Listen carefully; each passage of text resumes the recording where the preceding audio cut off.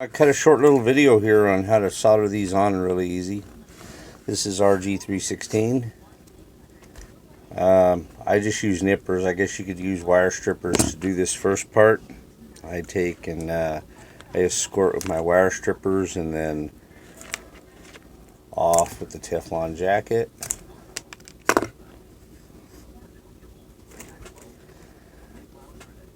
Take your UG170, what is it, 4, slide it on there. I take and I bubble the shield up and then slide this on. I don't want it like this. Nice little flare. I use this to hold my piece. That's my jig, if you will. My holder, my helping hands.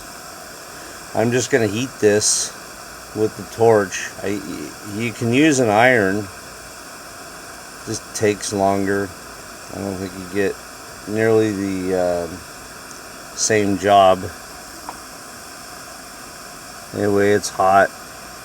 Just feed your solder right up between your shield and your connector there, and it'll just suck it up. We should probably let it naturally cool. I'm going to hit it with some canned air. Upside down it turns into freeze spray more or less. The next thing, you can do this with either a knife. I don't like to use the knife. I like to use my nippers. All we're going to do is score this.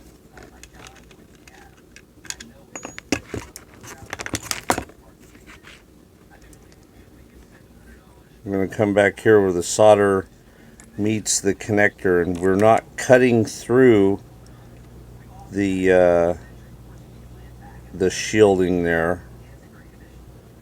We just want to get it scored into the wire of the shield.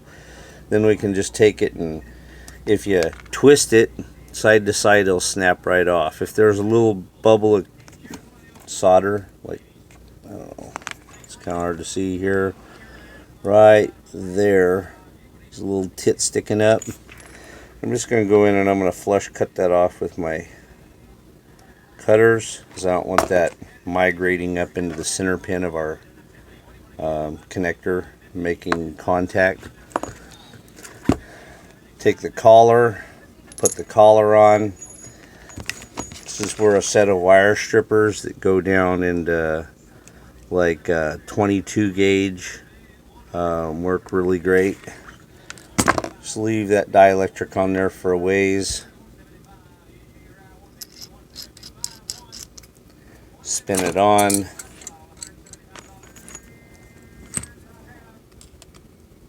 Cinch that down.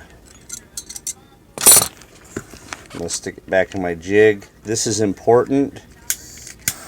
Again, you can do this with an iron. I do it with a torch because I can. Heat this. Don't overheat this. It's important that you do the tip here first. There's a reason for it. I'll explain.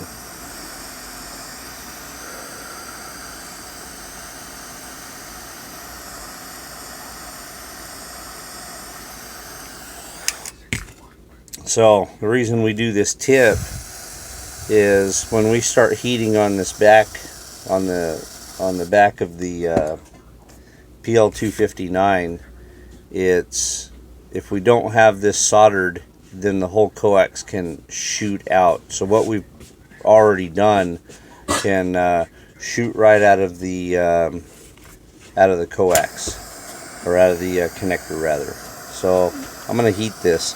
We're looking to heat this in this area right here where all the holes are. I just get on it heavy with the torch. These Amphenol connectors will put up with the heat that I'm jamming through it with this torch.